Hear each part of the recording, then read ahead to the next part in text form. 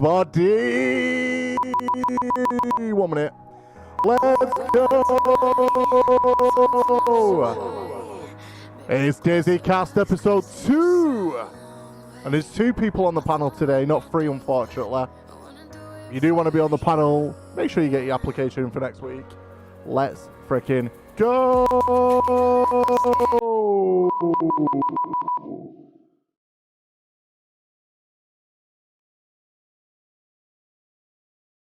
Welcome in everybody on the Dizzycast today. If I missed your comments, please make sure you get them in, spam them. Put any comments in, questions, anything, any direction you want.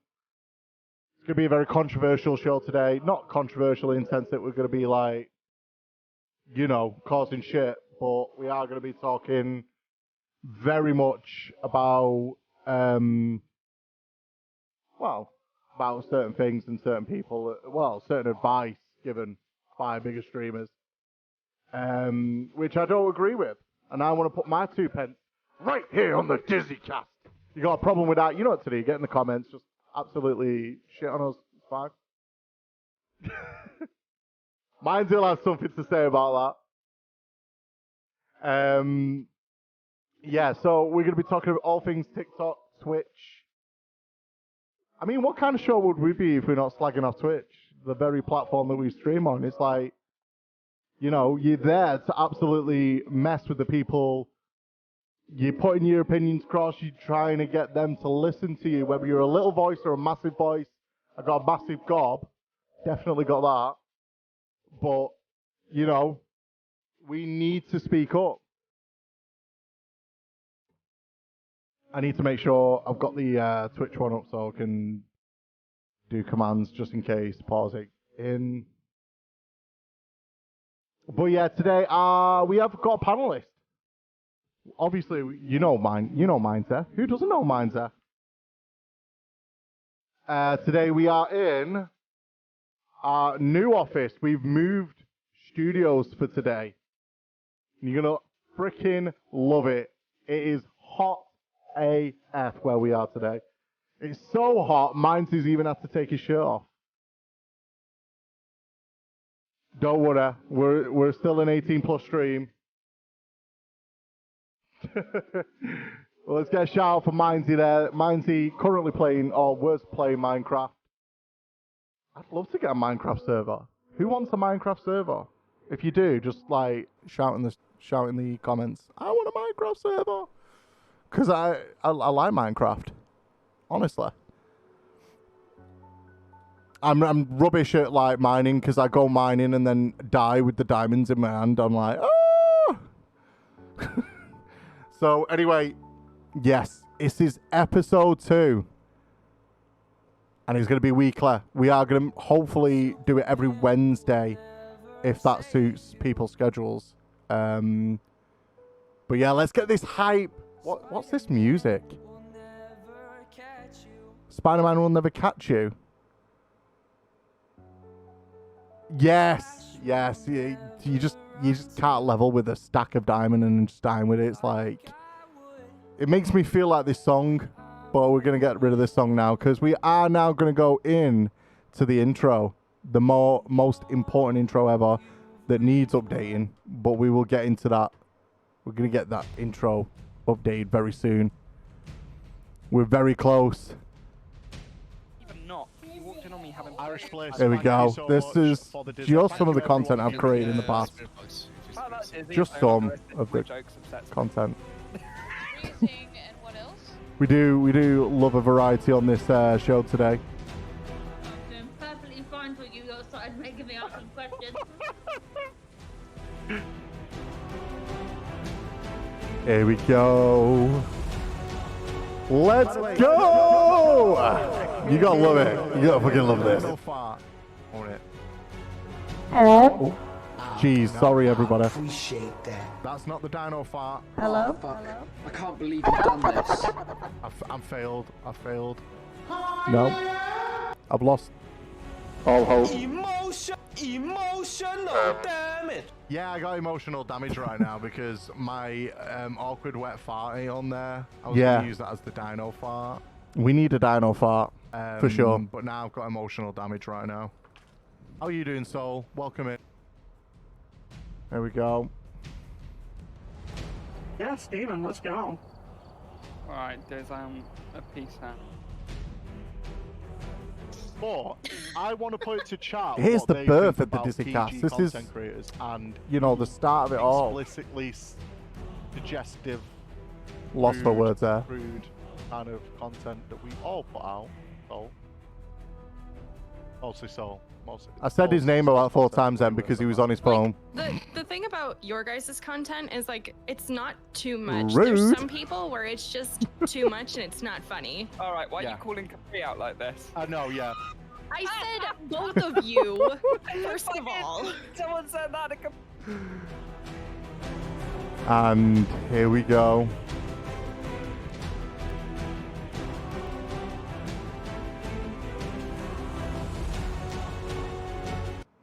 Here we go. We have got Mindsy on the panel, and we are in. Oh God, I've gone loud. We are in Barbados. We are in the sunny mist of Barbados. We flew 9, 10, 11 something hours on a flight with Virgin. Look, Mindsy's so warm right now. Mindsy's so warm, he's got no top on. It's so warm in Barbados, guys, honestly. You know, I need to take... No, I'm not taking mine off. I was on my phone. You was on your phone, Soul. I edited that clip. You proud of me? I edited everything. But welcome in, everyone. This is the Dizzycast episode 2. We do actually need to extract the audio from the podcast because people obviously want this in audio form as well, because who wouldn't love my voice on audio? I need to get Mindsy in. 1 minute. We need a Mindser. There we go. Welcome in, Mindser. Good God, hello. Soul, I wasn't. Wait, which one is it? Because you put I wasn't on my phone. I was on my phone.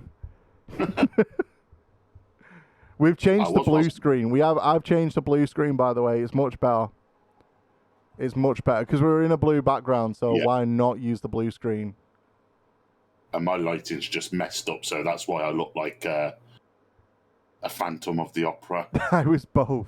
Okay. Phantom of the Opera. It's not that bad, Mindset. It's not that bad. Come on, Mindset. No, it's pretty better than last week. So like, I looked like I was fading out of the shot. You did look like you had like orbs. Like I felt like some demon was just gonna come out from somewhere and be like, "Shit, now I've got to get Mindsy back into the." I am the demon. Oh shit! No. So welcome in, everybody. I hope you're all doing well. We are. You are. So Pause has just said you are always the Phantom of the Opera. Yes. Oh, absolutely, Phantom of the Opera. I mean, here. This is it. I popped in, but I'm gonna get death stares from Jake, so I'm gonna have to go. Pop back if you're on later. Yeah, we'll be here for a while, Soul. Appreciate you stopping by. Tell Jake I love him. I love you both. That is awkward. I just declare my love for you and your partner. Anyway, Anyway, wrong with that. moving swiftly on. So today I do want to discuss some stuff because Twitch is changing. I mean, when is it not changing? Let's be honest. When is Twitch not changing? It's gone from a baby to an arrogant teenager right now. So, you know, it's definitely working its way up.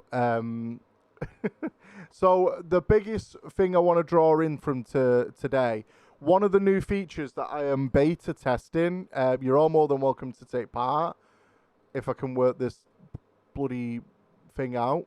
I'm going to try and find it now. It's in the channel? No, not in the channel. It's in the video. No, it's not. It's in the... You know when you add stuff... Stream Manager. There we go. I had to think of it. It's in Stream Manager. And in the Stream Manager now, I have a thing called Moments. And you're allowed to edit your moments after stream. So say you have a big, massive raid like I did all them months ago. Oh, if I can work this There we go. So, like when you get a raid, that could be a moment when you get a massive drop on your. So, like you know, you got a bunch of subs and bits, or you're doing a subathon, and someone just comes in, goes crazy. You can now make them a moments in your stream, or you will be able to. I know it's in beta testing.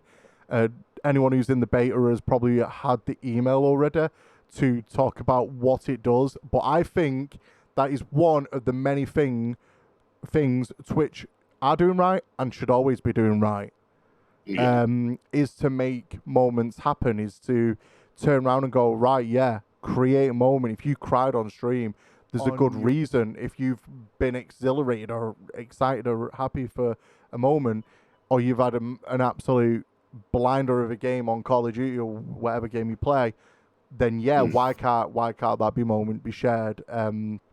So I do think that's a good feature because it allows streamers to connect as a community, and especially if you're creating you're all creating a memory and you all remember that memory. I remember memories of making some Twitch partners partner, not making them. I'm not the one behind going, yeah, you could be partner, but being part of them pushes, and when partners are being made, and you've been part of that journey, whether it's one moment or 100 moments, it's so good to be part of that, and it's so great to have that as a feature for Twitch.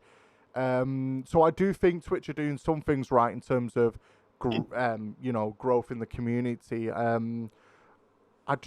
What do you think, Mindsy, as well? Like, what's your input on this anyway? Like, I mean, if they can roll it out and they can make it to a point where it's going to benefit people to be able to not only, like, draw in attraction to their streams, it's going to be a great idea, a great way of, like you say, showing off the best moments in the stream and highlighting that their streams are a good place to be for not only for content but for everyone in general. Yeah, no, of course, and it's just about that making that big bang. And I talked about that last week about streamers making big noise, and their communities making big noise, and not having so much wrapped around them in terms of growth and exposure and viewability and stuff like that. So just having this allows streamers to easily snapshot that away, so they can make that into other content on TikTok, YouTube, or anything else like that. They then now have the tools to quickly go, look, we're making waves here, and these are just some of the things. Some of these moments are some of the reason why. So I do feel like Twitch are doing things right like that. I mean, what does everyone think at the moment Twitch could be doing right? One thing I think Twitch needs to work on is discoverability amongst its creators. Especially, obviously, up-and-coming creators making, content. It is such a hard grind.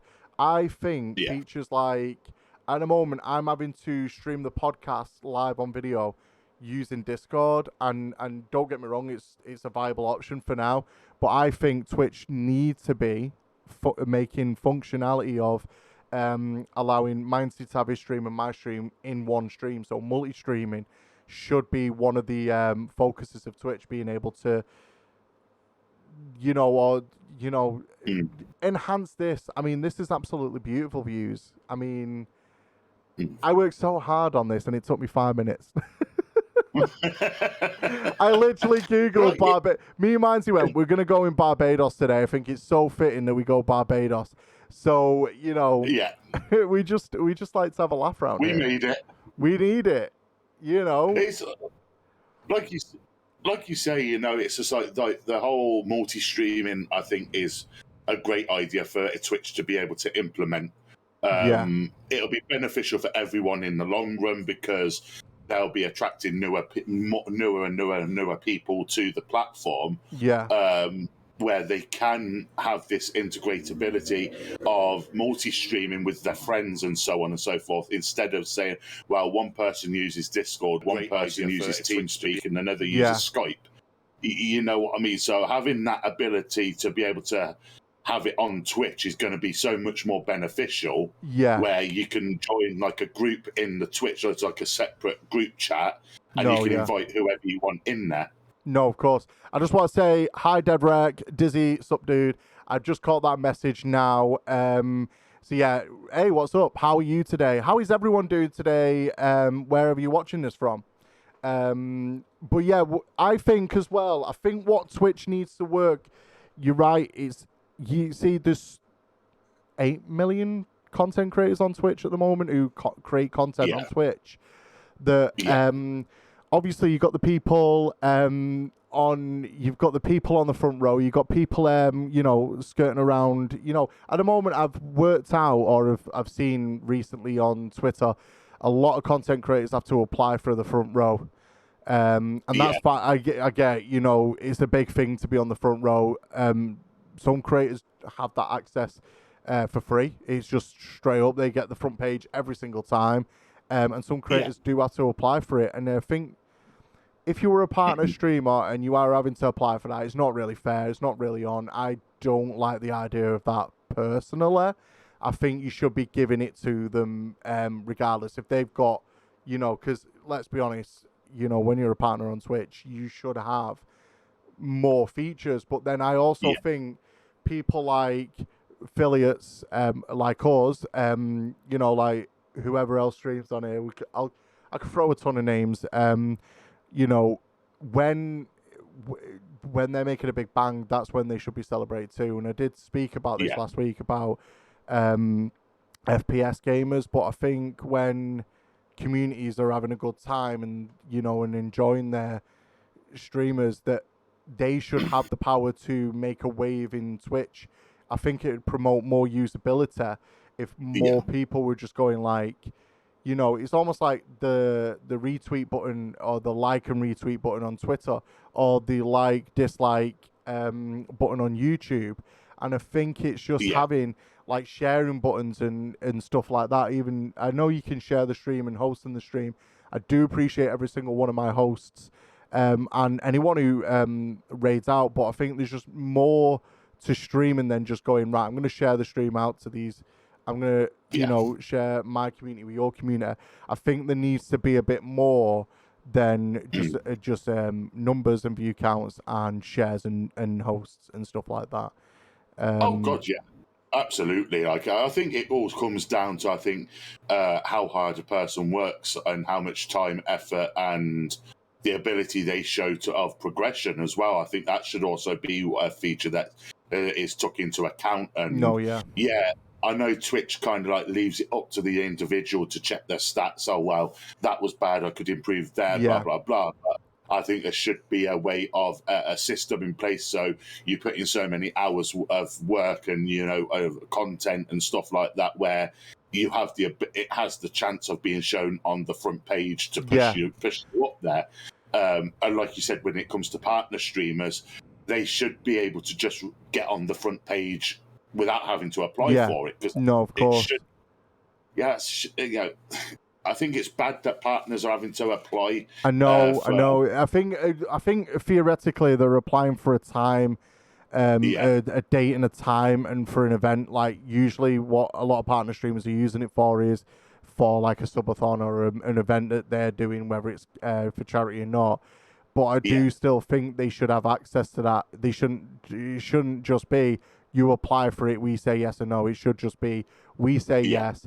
If nobody's taking up some of the space on the front row or the front page, it's not even having the front row of Twitch, you're having the front page of Twitch. Because I know they're going forwards with stuff like, we think you'd like these streamers. I don't even know how that works. Let me just go on the front page now. So just mute streams. There we go. So right, channels we think you like right now. I've got Parrot King, the Claymore Nation, a few other people. They're not really channels that I might like. They're not even playing games that I like. They're playing COD, Diablo, and Fortnite. That is not who I am as a streamer. But I know that's a lack of input from me, from what I like. Categories we think you like. Fortnite, just chatting, Call of Duty, Apex, and Minecraft, and Multiverse. I don't know where that basis comes from, because again, I don't really watch. I mean, I watch Minecraft in terms of you. Like, I've watched you, so maybe that's where it's getting its info. But I think they need to really like fine tune on what that info is off streamers. They need to be, need to more, like, just looking at the recommended, all the people that are recommending. I don't know. I've not, I don't watch Call of Duty, so it's not really going to be in my remit. You know what I mean? I'm not even selected for, Call of Duty is a category I like. I know I watch a lot of it through Rhino, who is a partner streamer, and I really enjoy his content. But, that's a one-off. That's a fluke in a billion, you know what I mean? But that's because Rhino does Just Chatting streams too. Dead Rex just put, World of Warcraft, Blizzard in general is bouncing back slowly but surely. Yes, a lot of people are definitely. I think Blizzard's bouncing back because of all of its shame that it's had recently. It's had a lot of negative media attention. So I think the fact that they're bouncing back is because Blizzard must be doing something right. Don't know what it is. They could be doing something right. I don't know. I think what it is, with Blizzard, like you said, like, sorry for... No, you're good. But I think, like, because I play, like, a lot of MMO games as well, just for chilling out, Blizzard has noticed that whilst they were, over the last, say, 6-7 months, they were absolutely running the company into the ground. Yeah. That gave companies like Square Enix the ability to overpass them with Final Fantasy XIV, and they saw Final Fantasy's latest expansion, Endwalker, do so much better than what WoW could have done. Yeah. But there is, with WoW's current state, there's always going to be 50-50 doubt and aspiration for the company because, it's track record. It's theoretically it's track record. The things it's not done right. Quickly, Ethan, hello, how are you? It has been a while. Still love you, Ethan. Deadrek, taking feedback, LOL, basically. Yeah, I mean... Yeah. And like Mindsy said, it's just taking... It's almost having a bit of a realization that other games are doing better than it at the moment. And it needs to kind of keep up with that and change for the better ethically. Morally and everything like that. How am I? I'm doing great, Ethan. You know that. I always do great. Love you too. Have you been to the Spoons lately? I got some horror stories to share with you, Ethan, by the way. It's going to make you not want to go on a Wetherspoons ever again. It's like with Square Enix, like they do, like I use them as an example because of a company. No, it's a good example because they have very much got a very successful. A lot of franchises have become more successful with it. Well, this is it. I mean, we take 1.0 of Final Fantasy, which was around Reborn the very, very, very first time. It's called 1.x. Yeah. And it was such a disaster of a game. It was actually shut down for Yoshida, who's the director of Final Fantasy 14, came along and basically said, right, that's it. We're shutting the servers, we're reworking the game, and we're going to make it to a point where it comes back. Hence why the opening scene of Around Reborn is of it all being destroyed. That's kind of clever story writing and everything like that. It's almost like we're taking a stand. We're going to shut this down and rebuild this from the ground up. So you're right. And again, it's coming to the fact that they are cleansing themselves as a studio, as a game. They're cleansing themselves of all that, and they're moving forward. Exactly, and they listened to what the player base wanted. The player base was saying it's rubbish. Yeah. They listened to the player base, and the Yoshida, Yoshida, whatever you want to call him, he goes by Yoshi P in the community. Right. But he listened to the player base. He destroyed the game like the first time, and then rebuilt it, and it's what it is today because. What Square Enix do, and they've always done good, is listen to their community. No, of course, and I think that's where obviously Blizzard have always gone wrong, really. But just going on here, not recently dying in. Oh, fair enough, Ethan. Fair play to you. I hope and everything goes well with that. I'm too been in the dieting section recently and working on that. But yeah, Deadrek. Deadrek says. I also think that as I'm getting older, my taste in game has changed. Yeah, when I was I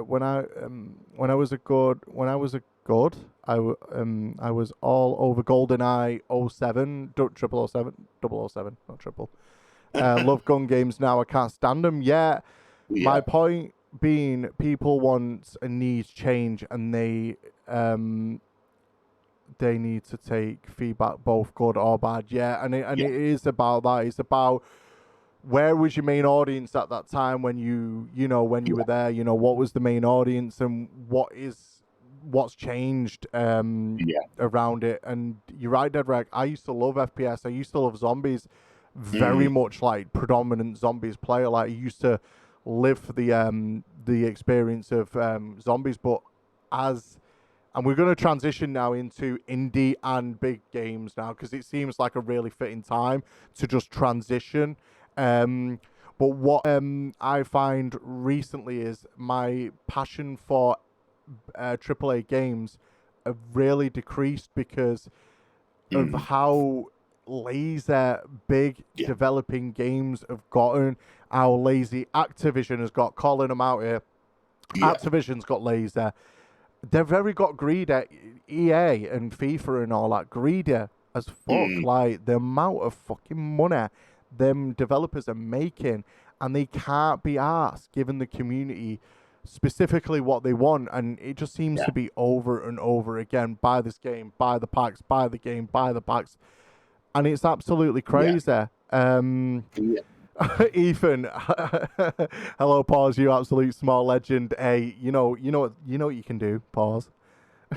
Deny him. No, currently weight loss. My current weight loss, 100 rounded to 80. Yeah, fair enough. I currently weight loss 100 kg rounded to 83 kgs. Fair enough, Ethan. That is absolute. Congrats. Well done, Ethan. I'm fat and I'll remain fat.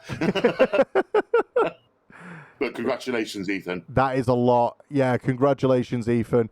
But I wanted to talk about indie developers and smaller teams, because what I've noticed, and I'm just going to run off a few names now, because in my Twitter I did run off a few names of developing, developers and stuff like that. Let's go. I'm going to read Dead Rec in a minute, but the new Phantom Hysteria that's coming out, I watched their development team play the game, on stream, and it looked fucking clean. Like, it was so clean. It's almost box ready. Like, you could sell that and it'd be ready to fucking go. Or even put it in early access, buy the game early access and get it going. That is a clean game ready to come out. Phantom Hysteria. It's basically like Phasmophobia, another small development team. But instead of catching the ghost, you kill the ghost. Instead of capturing it and that's it, you kill the ghost. You go after it for the death. Another one is Planet Crafters. That is a very big game to me recently. It's a small team. Amazing team, actually. The work they've done on that game so far, and it's not even ready. It's in early access or, playable beta or whatever. Again, a great game. You've got Phasmophobia, you've got even Devour that we played. We played Devour, and that was just so great and so scary at the same time, and worked. Where, honestly, the worst game to come out was Battlefield 2040 odd, whatever it was. That had such a really awful launch. Ethan, be right back. No, stay. You shall stay, Ethan. No. But Degrex just put WWE 2K, Madden, FIFA, hell, almost all the big titles are just reskins of last year's game. You were so right. Now, let's not discredit communities that have been built around some of them, because they enjoy the game even with all its flaws, and they broadcast because they've got quirks to them games. They've worked, so hard to, like, wrestling. There's people doing their own wrestling matches and challenges and stuff like that. That is credit to its own self. That's amazing. But yeah, FIFA, there's not really much you can do. Madden, a lot of them games, a lot of AAA titles now are reskins. Very lazy, very easy to put together. Whereas these brand new games, we're talking, other examples, Building Simulator, Microsoft, even Microsoft had a big undertaking. You got, stuff like, I'm just running some names off here. Drug Dealer Simulator. I've got a hell of a lot of games like Graveyard. It's like there's a lot.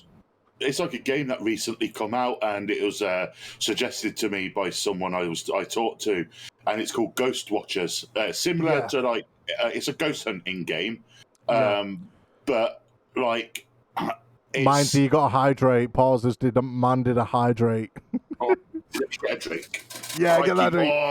Get that drink. Yeah, it's like Ghost Watchers. It's like I watched videos of it, and obviously because it's a new game that's released. You've got all the popular content creators getting onto it because. I'm not being funny. I watched a video of it, and it is absolutely terrifying. And it's an indie game. And what they've done better is they've took elements of Phasmophobia, but they're able to turn it into a whole new game of themselves. And it costs something like £9 something. Oh, and people look at the price of these games. They think, tenner for that. Oh, good God, no. But what you don't realise is these are actually bloody great games. And you know what? Actually, just talking about Phantom Hysteria for a second, their game I watched, I asked them so many questions in their stream. I was fanboy. I was like, proper fangirl moment, like, oh my God, I can't wait for this. And I was like, hey, what are you developing on? What are you currently working towards? What engine? And I was asking so many hard-hitting questions, like, have we got a price yet? We got, a release date. I had so many freaking questions about this game. Not all answered because, respectfully, they've got to keep some details like pricing and stuff close to the chest. But Phantom Hysteria was not even on the full new Unreal Engine, which is, what was it? Real Engine, what's the new one now? Unreal Engine 5. 5, yeah, something daft like that. Honestly, these were on back-end versions, and they were so great in explaining why they were on these back-ends. We're not going to Unreal Engine 5 because it'd be a messy transfer at the moment. So they were just like, well, we're not going to really change much right this second because we're working on an engine that works. When Unreal Engine is workable and transferable, we probably are going to make jumps to that. And what I know of Unreal Engine 5 is it allows you to take like a 4D image of this bottle and straight up put it into your game, or you could just turn around and go, right, we're gonna do a streaming simulator, and you could literally just put a Go XLR in the assets range, very very quick and very seamless, and you can even show its animations. So, and I think games like Phasmo, Phantom Hysteria will eventually benefit from them, but there is no reason for them to develop for that immediately. Because the game works and the game is fleshed out. And that's what these indie developers do so well compared to the AAA developers. Like, you can see the difference in loyalty to their fan base. Like with the AAA games, it is literally, we'll make money off it, people will buy it. Yeah. With the indie developers, they're like, we're going to put our all into this because we want to deliver a game to the people that is actually which they're going to enjoy. And that's the difference between AAA games, is that they're graphically great, lazily made. Yeah, no, of course. I do think AAA titles need a bit of a knock to the head at times. Like, AAA titles definitely need to be knocked by the community. People scream at them on Twitter, on Facebook, Instagram, the whole 9 yards are screaming, going, hey, look, you need to sort your acts out. We're not supporting you otherwise. I've not actually bought this year's COD. I've not bought the new COD. I've not even bought the last one, which was the battle, basically Modern Warfare, is it? Modern Warfare something? I can't even be bothered. I'm not sure. The last COD I bought was Black Ops 3. Black Ops 4 for me. Black Ops 4 for me.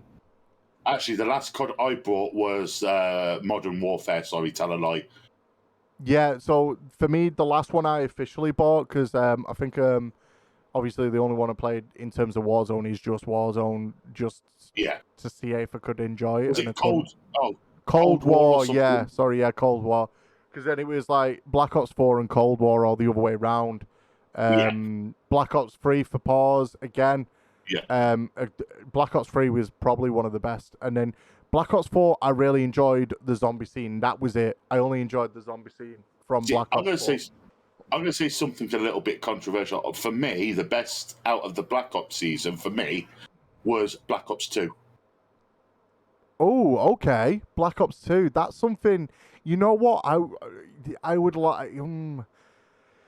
It was the Yeah. it was the zombie. The Yeah, main story yeah. was fantastic. The zombie scene on it was just the maps, the anticipation, the fright, the jump scares. Yeah. Like you look at like the map on Black Ops 2 Buried. You had the mansion right at the end, and you Yeah. had the witch in there. You could see her in the window as soon as you went into the mine, Yeah. and that scared the absolute No, Jesus yeah, I out give of you me. that. I give you that. I do. That map was pretty cool, Buried. Paul's also said yes for me too. And you I had Transit. enjoyed. Yeah. But you know what? Black Ops 2 definitely is up there. But I also liked. The only reason I liked 4, the only part of 4 that I enjoyed is obviously the fact that they remastered some of the other maps as well. But the fact the thing I loved about Black Ops 4 would have to be, what was it now? Was it the map? I can't remember. Yeah, when they brought the Shadow Man, was it 4 or 3 that actually? I think might be 3. Might have been actually 3. When was the Shadow Man introduced? Was it 3 or 4? Because I really enjoyed the kind of going back in time. I own Black Ops 3, but I'm not even sure if I've played it. Yeah, you know what? For me, it was the Shadow Man story. I enjoyed that. Like, it was almost like very... how can he explain it? Like, to me, it was very multiversal, Marvel kind of style for me. You know, like when you got the Black Panther series and you got them Doctor Strange, and then right at the end they do the Infinity Wars and stuff like that. That's what it felt like for me. That it was meeting old and new characters together. Sorry, Dead Rex just messaged. I got Black Ops 4, but never really touched it. Got it from playing WoW, so sure why it was free for me. And knows who passed. Yeah, I think it was for Black Ops 4 is the Shadow Man. I really enjoyed it. It kept the best elements of Easter eggs for me, and stuff like it was much harder than the earlier ones. Like some of the maps in Black Ops 2 were amazing. Like you had Shino Numa and stuff like that, where you're in. And then you've got obviously the transit. Transit was one of the best features of Black Ops 2. Yeah, definitely. Yeah, and I think, again, going back to listening to communities, another developing team, early indie developer team that listens very hard is Phasmophobia.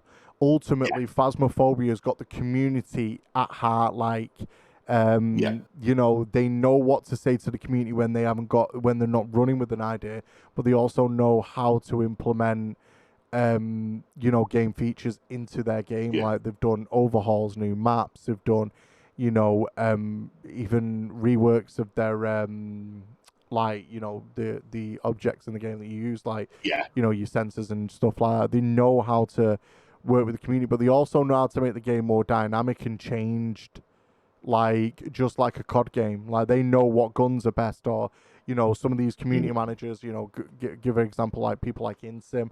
They know how that game changes from the go. They know, right, this is changed, it's ranged, or this is this. I'd love to be able to do that. I'm not as skillful like that in terms of knowing minor changes in the game. I don't take detail into account like that. I'll know like a room change or something like that. But these people, these community leaders, just know everything about what's changing, how it's changing, and it's amazing. And I think, again, it's down to the development team having a very good connection and very intimate connection with its community. So the community leaders and the game players of the game and stuff. So I really think that speaks volumes. And this is it, like you say, like the indie community, especially like you mentioned in Tim, he does very much know every minor detail. And what I like about the likes of indie games and content creators there's a lot more content creators not afraid to play these indie games on stream to show them off. I mean, I'll be honest with you, I got fed up with AAA games for a while, and I only ever watch now on YouTube, on Twitch, anyone who's played indie games, because I like to see up and coming projects that's coming out. Well, it's not even just like indie. It's just not even like indie. It's like, let's go with medium to low budget studios. People like, another example I'll throw out there is stuff like Satisfactory. There's a lot of like survival based games coming out. The Forest was one. That was interesting. I've not played it. I've just not had the budget to play it. I've just had so much going on. But like, you had the Forest, even what's that other? You've got Rust. I know Ethan plays Rust. I've played it, but I think it's kind of toxic as well. Like, the community around that is a little toxic at times. The Mortuary Assistant game, I've not played that. I've seen so many people get jump scared from it. Won't try and ruin it for anyone, but I do want to play that game at some point. I know there was a prologue, and this is another thing I don't like, prologues. I don't like mini snaps of the game. I want to get a game and have it fleshed out. But, I know it's free anyway, the prologue, but pardon me, I did it with the Electrician Simulator, and I was done. I was like, nah, I can't do this. No, give me a game. Give me an early access. Give me something more than just 5 mini games in a game that I'm gonna have to redo again. And that's let's go back to Call of Duty and games like that. I think that really fucks me the most, like grinds my gears, is when you progressed in a game so fine, you're so good and everything's going right, and then it's just a reset straight over to the next platform. Another game that did that for me was Elite. I was very disheartened when I'd gone from Xbox gaming to PC gaming, and my progress was lost. I cried. I curled up and cried because I had millions and millions of credits in that game that I was going to use to get a fleet carrier. It was on the cusp of one of these new fleet carriers, and I moved over to Odyssey over on PC, and I've lost everything. And that's obviously because I wanted to play the game over there newer, because obviously with Odyssey you can move around on planets on foot and stuff like that, so I wanted that, but then I lost everything because I wasn't able to. Well, I haven't got an Xbox anymore at the moment, unfortunately. But yeah, so that really grinds my gears when you build and then you've lost it all and you've got to reset. I think that's a generational thing for me, though. I think that's a generational thing, because I got brought up on, you play a game and that was it, and then you play a new game and then that was it. You know what I mean? So I think what grinds my gears with like the games, like not so much Elite, but like with Call of Duty, it is for me very much generation thing. Like, I grew up with Call of Duty being, kind of like war-based and stuff like that, and then multiplayer, and then they introduced zombies, which was a good element into Call of Duty. It lifted it and kind of like expanded its life cycle, and then they started making it into battle royals. That's where I drew the line. Yeah, BR's got really, really popular, and I get things are gonna move with the times. I think my first taste of BR was through Fortnite, because they did the Save the World, and then it just got eaten by Battle Royale. Once Save the World wasn't relevant. But yeah, well, it was. It started to draw out not to be relevant, and then it became just a BR game. It really lost me. Like, I played seasons, old seasons, new seasons. I play it, but I don't enjoy it. Like, I play it because I've got friends on there. I want to vibe with some friends who have not spoke to for a while, or this and that. I tend to play games that they play just to just get a conversation and be like, hey, how are you? You know, have a bit of banter with them and stuff like that. So I tend to play Fortnite and Rocket League and other games like that, or even COD sometimes, just to kind of get in there and just be like, it's almost like a community thing. It's almost like just go into, you know, support, you know, continue that support. Paul's also dislikes BR games. I think a lot of people dislike it for the reasons. For me, it's not so much that I dislike battle royale games. I will be honest with you, and I will say my experiences on battle royale games. Hence why I don't dislike them. I dislike part of the community that is evolved around battle royale games. Battle royale games for me has brought out the worst in people. For argument's sake, for toxicity against people, for I hate to say it, you know, but death threats towards people because they killed them in the game. I got it on Fortnite. I was playing duos with a random the other night. I thought, oh, sorry, I'm not streaming. I'm just going to go have some fun and just chill for the evening, play a couple of games of Fortnite. So I loaded up Fortnite. I got killed once, and the level of hate that came from that person was just ridiculous. It was. I'm not going to say everything that he said because I don't want it to be repeated on stream because some of it was quite harsh. But almost like against services. Well, I was told I should have been put down at birth. I should go hang myself. Jeez, that's really toxic. That's stupidly toxic. And that's tame. That was the tame stuff.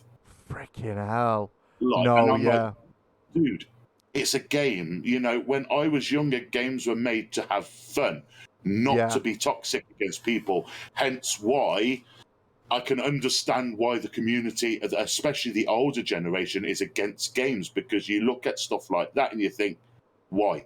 No. And I think there was a time as well when we were teenagers, probably teenagers, maybe young adults, games like English, please, GTA 5, Red Dead Redemption. They get so much flack for the kind of criminal activity within the game, and I think there was so many articles going, "Oh my God, GTA should not be allowed anywhere. No adult should be playing this game." And it's like, why a witch hunt on games? You know, there is criminal activity. Yeah, there is nudity and pornography and stuff like that. But why can't we enjoy a little bit of that? You know, we're adults. Well, this. Well, all right.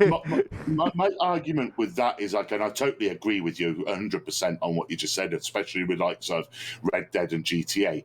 Now, there's like the whole scientist says, oh, you know, so many survey says that so many kids go out and commit crime and it's based on this game. Well, I'm sorry, but if you're letting your kid who's clearly underage, under the age of 18, play the game, that falls on the parents. Yeah, no, definitely. And I think it calls back to that argument I had last week about Roblox and the kind of safeguarding around that and the games that are within that game and the issue around that. We won't touch on that. If you missed last week's episode, please go and check it out. It's going to be on Twitch, YouTube. It's probably going to be on all the Spotify, YouTube and all that at some point, you know, the audio platforms too. But Dead Rec has just put, I remember paying $60 for a game and it was all in one. Now you pay $120 and still don't get all of the game at once. You get a promise of we'll finish it at a later date, but you have to have internet to download it all later. So true, so true. Pause, I'm just going to read Paul's comment. I was dead quick. Pause put, Twitch hate mods, I'm getting ads. You're getting ads because you're not subscribed. Everyone, if you want to subscribe, it's free on Twitch. If you've got Prime, you got Amazon Prime, you're getting all your packages next day. You can also get no ads in your stream. So cool. I'll touch on what Red Dead. Fucking hell, that's talking about GTA and fucking Red Dead. Yeah. I'll talk about what Dead Rec was talking about paying. I totally agree with what he says on paying $60 for a game and getting it all in one. But I'll give you a game which is bad for this at the moment, and it was the remake of Final Fantasy VII. Yeah. And you had to pay. You paid for the base game, and then you had to pay for all the other separate parts to the story afterwards. So it was all like add-ons, Yeah. but like they were charging like 50, 60. I'd say 30 quid. So it'd roughly be about $45-50 in the US. Yeah. And I'm like, well, why can't you just do it in one foul sweep? You did it in the 90s you did it on 4 discs in the 90s.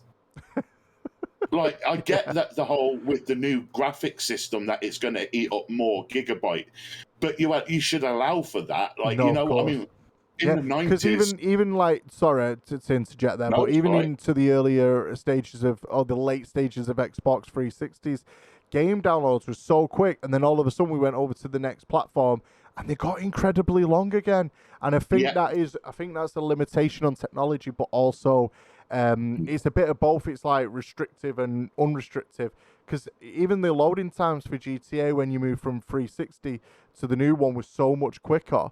But then obviously downloading content became longer because obviously there's a lot of things in that. There's internet capacity. There's the technology limitations from like your internet service provider that can take that part into that. Paul's just report, I get Sims Flashback, 40 for the base game, and you need to buy all the DLC for 30 per DLC. That is so right, and I think that grinds my gears with games as well, is buying add-ons. Like, don't get me wrong, the worst one in my opinion is buying freaking skins for games like Fortnite and stuff like that. I get the appeal, but just give them a better deal. It's a freaking skin in a game. When Fortnite 2 comes out, it's going to be irrelevant again. Well, this is it. Like, you know, I mean, the whole point. Not like to say there is going to be a Fortnite 2, but I hope not. Like with skins, I think like they could take, and I get that Fortnite is a free-to-play game, and I get that they've got to be able to make money in order to keep the game updated, to keep it graphically looking nice. I get that. I think when it comes to stuff like Sims or Final Fantasy VII Remake, I don't mind paying for the next part of the story. If I've paid 50 quid or $50 or whatever for the base game, I don't mind paying for the next part of the story where... I'm different in that. I'm going to be controversial here. Fuck no. If I'm buying Assassin's Creed, and I'm going to go with this one, if I'm buying Assassin's Creed Origin, I'm buying the full fucking story. I'm sorry. I'm buying the full fucking story. Don't give me half of the story and go, oh, there's 7 different Egyptian gods that we're now putting in DLC for, because they've got their own stories. No, give me the full fucking game or I'm not buying it. And after Origins, I've not bought an Assassin's Creed yet since. But well, this is it. I mean, there's World of Warcraft and other games like that where they exploit storylines to attract revenue. Yeah. If they're charging, say, 15 quid for the next part of the story, I thought, all right, that's it. I don't want to pay it, but it's not so I can't afford it. Yeah. But if it's like, right, you've paid $50 for the base game, you've got to pay another $35 for this game, another $35, that's like over 100 quid for the whole game in general. Yeah. Sorry, I'm just moving my desk up. I'm standing up for a moment. And that's where I draw the line, is the price of the DLCs is, if you're going to pay 50 quid for a game, I don't mind paying for the next part of it if it's a reasonable price, like 10, 15 quid. Yeah, or it kind of, I don't mind if it's been like over a year or two. Yeah. The game's been in development and then they built this DLC. I've never had the problem with that in the long run, like, because there were games like that in the very past where there'd be a full game and then a year later they'd be like, right, because Destiny officially started with that.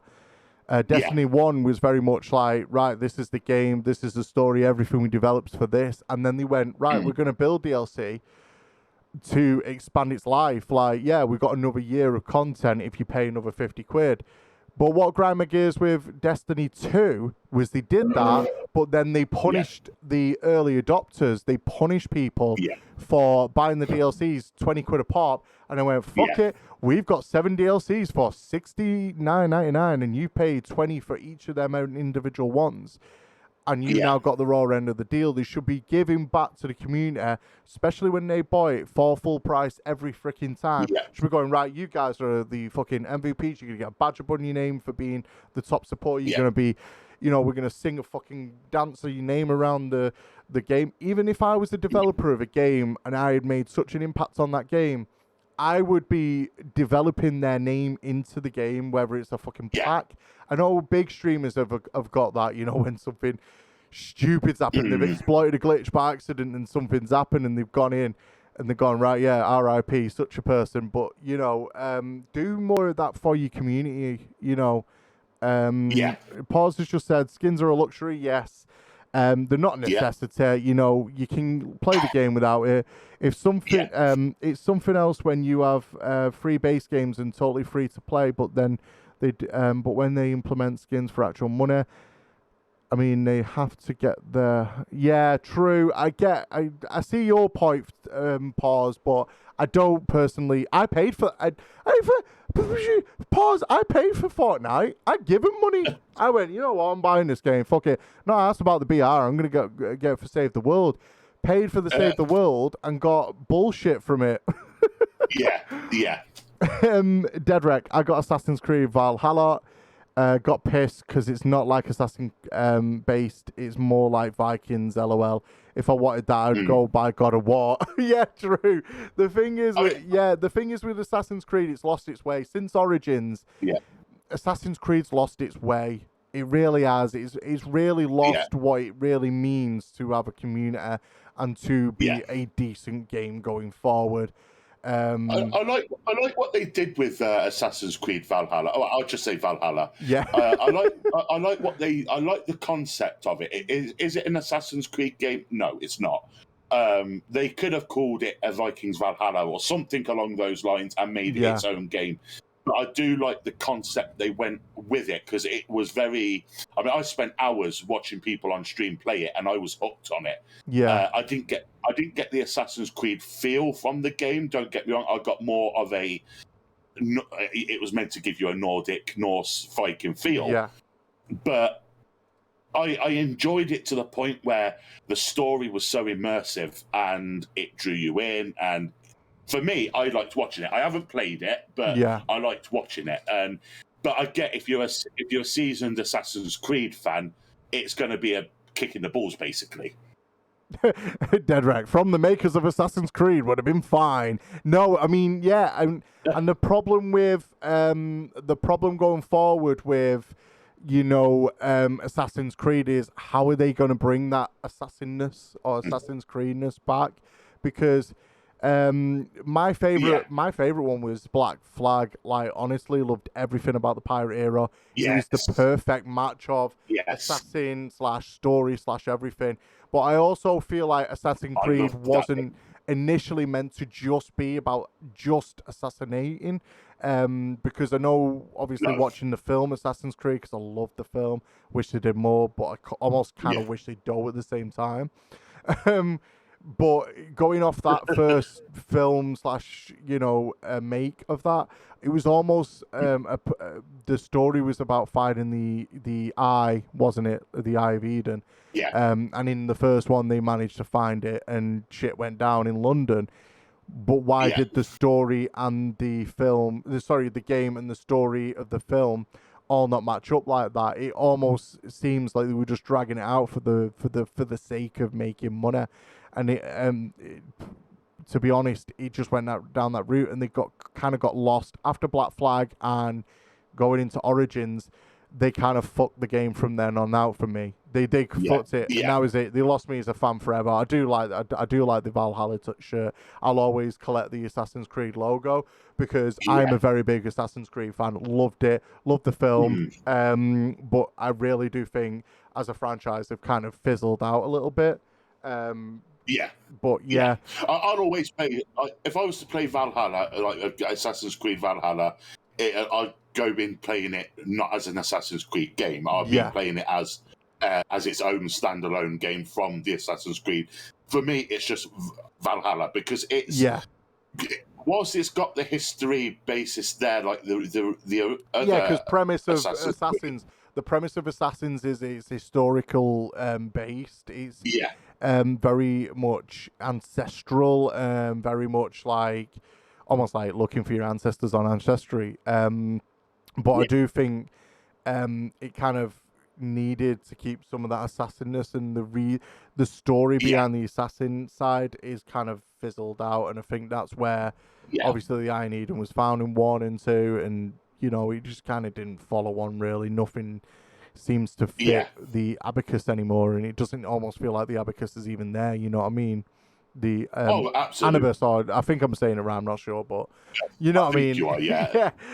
But I totally agree with you. Like, you know, I think like with Assassin's Creed, I think it's a dying title now. Yeah, I think even like the aspect of how you play the characters in Assassin's Creed is died. I think we've gone from multiple playable characters, and we've kind of fizzled that era out. It's all about BR, you know, skins and stuff like. It's awful to say, but it's gone that way, and I think Assassins have really struggled to keep up with the times. But yeah, let's move. Totally agree with you. Let's slowly move on now. I do want to get the last topic in. It is going to be. We might be able to touch on this. We should be able to keep this topic on for another half an hour, and then after that, we can all have a vibe or whatever we want to do. We can even play some games if anyone wants. But I want to talk about TikTok. I did want to try and get a transition for this, but I've got no great segue from Assassin's Creed to TikTok.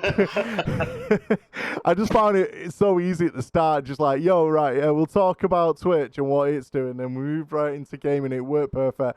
No, TikTok's its own fucking number, but I wanted to talk about...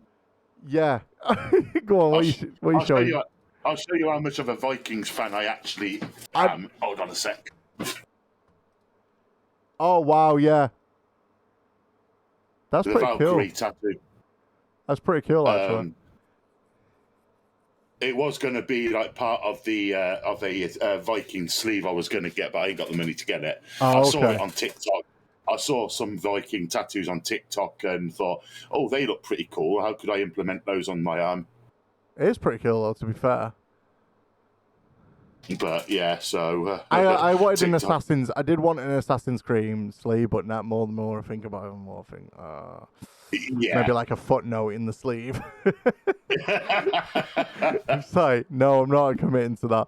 But yeah, moving on to TikTok. Basically, I wanted to talk about this because, and Mindsy, you wanted to talk about this topic as well because I think both you and I, we were both like, right, yeah, we need to discuss this because I've been on TikTok, you've been on TikTok, everyone's on TikTok, and it's getting weird. It's a very weird place at the moment. It's fucking people dancing to streamers, not knowing what they're doing, to, you know, who can put the most, I don't know what kind of TikTok I'm looking at. Wow, if you when how many eggs can you shove in your mouth? I mean, what? I think it's about 8. But TikTok, like you say, I agree. It's a weird really world. Weird. It's a really weird world. As a generation with mostly Vine and freaking Omegle and stuff like that, it's becoming a bit of a weird mixture of it all. Yeah, definitely. What I find weird on TikTok is the amount of people that copy each other's stuff on there and not the originality of it. Now, I get that there's going to be... I think I touched this up on this not long ago in a private call, that I was getting annoyed with seeing certain things on TikTok. Yeah. And one thing that I'm getting annoyed is it's not so much the Koreans stuffing 6 eggs in a gob. It's not seeing their husbands steal the food from their spouses or sisters or aunties or whatever they are. What annoys me the most is you've got these small streamers that think it's okay when someone, like, say, you mentioned about that TikTok of the dancing one where... Oh, yeah, Tails in it, Sweet Tails. Yeah, so Sweet Tales, for anyone who doesn't know, Sweet Tales is a streamer, but she's an absolute vibe, and she has her own energy, and she brought that energy into a TikTok, and it went viral. Well, the sound went viral, and the actions obviously, because Sweet Tales was dancing in that, it kind of went viral, and people were like vibing with it and stuff like that, but then, you carry on anyway. Go on. It got ridiculous, the amount I was seeing on my For You page, like, every 2-3 minutes I was coming up, okay, so that's another one, that's another video, that's another one. I was coming up every 5 minutes, 10 videos with the same sound of Sweet Tales. And it was just like, why can't people be original? Just because it's gone viral for her doesn't mean it's going to go viral for yourself. But it does. That's the problem with TikTok. Some of that, some of the sounds, and it's more. And this is where it's weird because the video and then the sound and then captions are all different. Have different viralities behind it. So, each and every one does have its own individuality of how viral of something can go. But what I'm finding is a lot of content creators are copying the sounds in hope that their content gets pushed higher through for you and more people get to see that content. But the fact of the matter is, if you're not a streamer or you're not wanting to see streamer videos, it's not going to get pushed on their FYPs. We need to focus on individuality. Like every other TikTok I post is me going, hey, I'm Dizzy Jimbo and I'm doing the Dizzycast, or hey, Dizzy, hey, everyone, I'm doing this or this and this. There has been, oh my God, I've just, speaking of TikTok, I've gone on it, I've just got 10 follows in the last few minutes. So, example, like, I've made silly TikToks that have gone viral. I've made, TikToks of snippets of our Dizzycast, and they've done well. But in a premise of all my videos, it's just me putting content out and just kind of talking to you. Because I know yours is this similar to that, where you talk about, oh, I'm doing Minecraft today. What do you think, in your opinion? And you've had conversions from that, just like I've had conversions in my life on TikTok. Everyone going, I like your vibe. I like your stream. I like you. I like what you do with your community and this and that. So I'm going to go and throw a bone. I'm going to come over to your Twitch. I'm going to see what you're all about and see how things go from there. I do want to change some of the content up, like there's certain games that's playing and this and that. I do want to change all that, but let's not try and make it all about me. But TikTok's a very weird place. You can go viral for anyone and any little thing. You could, it's like Vine meets You've Been Framed meets fucking Omegle meets, I don't know, YouTube. It's just a really crazy world at the moment. Well, yeah, exactly. I like originality. You've known me for a long time. You know what pisses me? I'll tell you what pisses me off with TikTok. I fucking hate massive streamers thinking they are on some massive high horse, talking down to small streamers in their messages. Yeah. Big fuck off that. Like, fuck off. Yeah. I don't want to know you. Yeah. I've even actually unfollowed, and this can be a very, very, very controversial topic, but I do not fucking give a crap. If you're a content creator shitting on others, you do not belong, and you do not have a voice of the platform. Yeah. No, straight up, no, you can't treat other content creators like shit. You can't turn around and say, stop streaming this and that. Well, you can say it, but nobody's going to fucking listen. And I've unfollowed content creators who have basically gone, don't stream to zero, don't do this, don't fucking that. I've told people to fuck off and then unfollow them because I don't want that. I want originality. Exactly. I want content. Yeah, if you're going to give news, give news. Don't tell small streamers to fuck off, you know what I mean? Because you're just eliminating the competition. That's all it is. Exactly. Like, I'll give you an example of a streamer. You don't mind me saying his name, do you? Yeah, go. Yeah. Just go for it. Go for it.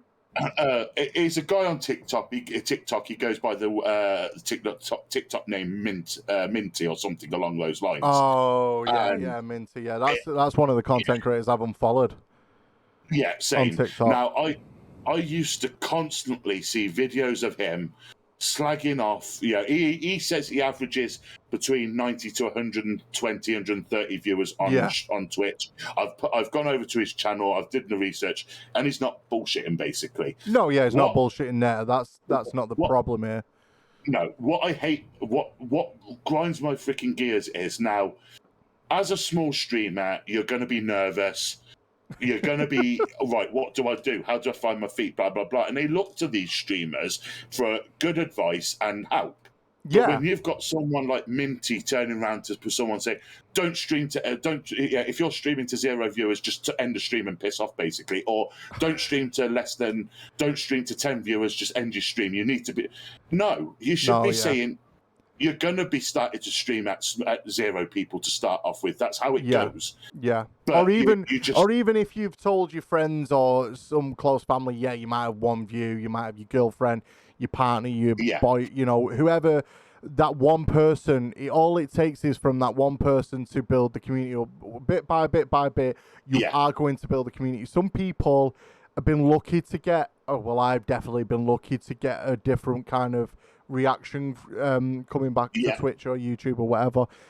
Some may not have that privilege, but then don't turn around to them and say, don't stream to 0. Turn it off if you're in 10 minutes in. That's like me turning around now saying, bye guys, see you in a bit. I'm out. You know what I mean? Exactly, this is it. When I first, I'll give you like an example. Like when I first started streaming the very, very, very first time, all too well. Yeah. I started streaming to 0 people.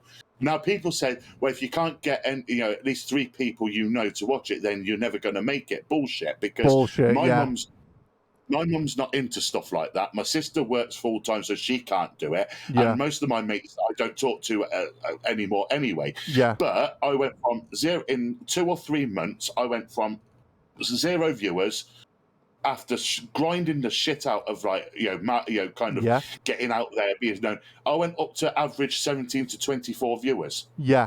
Yeah.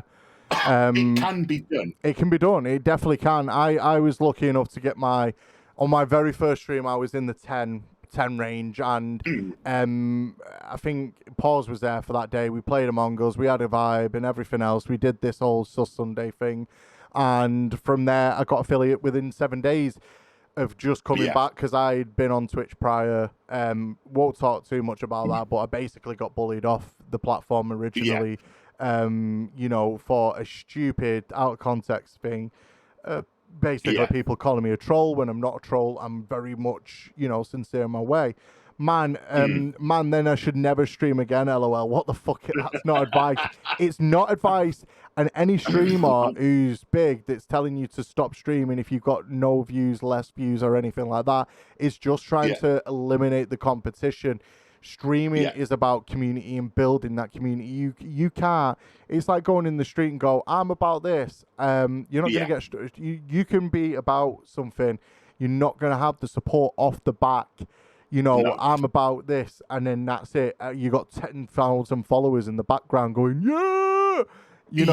it's gonna take time. A cause starts. It builds momentum. It becomes, something over time. The streamers out there who've been on Twitch for a year and a half, 2 years, gone from 0 views to 100 views.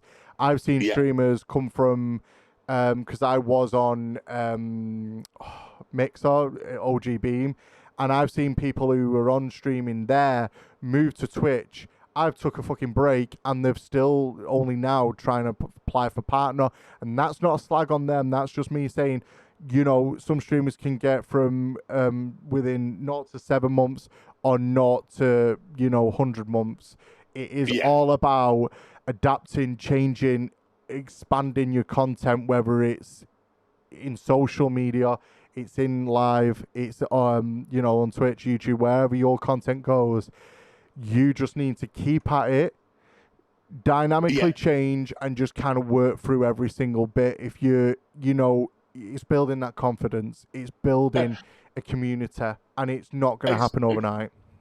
Exactly, this is it, and this is what big streamers, medium to big streamers, should be telling new streamers is Right. Okay. So, first bit of advice I can give you is it's not going to be easy. So you can get that out of your head. No, You're yeah. not unless you've got something that flair.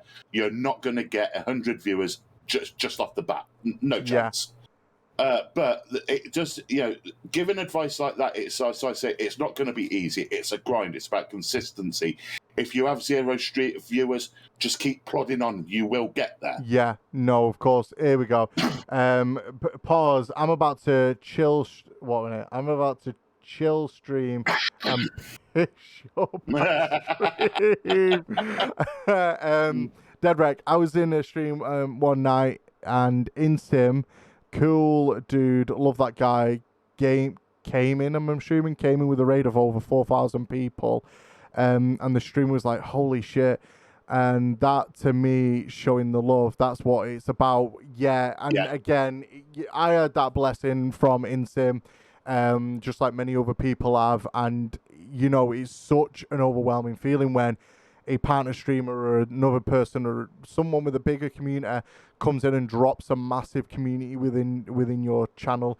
That is exposure and discoverability at its finest when streamers like that showcase the best of other people's communities, if they're playing similar category games. That is powerful in its own right. And them big streamers, the ones who pass on their communities to other communities, I have nothing but respect for them. It's a very brave thing to do because I always raid out, or mostly raid out. I think last week, I did a raid out last week. I'm sure we raided out. Did we raid out last week? I'm sure we did. Yeah. But I tend to always try and raid out because I want my community to go meet other communities. And Deadrek, I met you. We met in, Dog Stream. We vibed in there, and you came over to me, and you were like, "Yeah, I'm sticking around for this guy." And then again, you've met Soul, you've met Paws, you've met so many other streamers that you wouldn't have even ever known. But you're here. You're part of the community. You're enjoying it. So yeah, exactly. And this is it. Like, I think it's also, bigger streamers, they don't necessarily need to tell people, how they market themselves. But I think advice on marketing is a key. I think big streamers are in a well-positioned place to give advice on how can you be noticed, how can you be seen more, what to do. And I think they can. To be honest, though, with a lot of decent research, anyone can give that advice. I can sit here now and go, look, I'm a streamer with 1,200 odd people. That's not flex. It's just me. I'm in the position to tell you what to do on your TikTok. Do this. I'm not confident enough to start going, do this. Or I don't want to give the wrong advice. I don't want to sit here and go, stream to one person or no people. I don't want to be that person.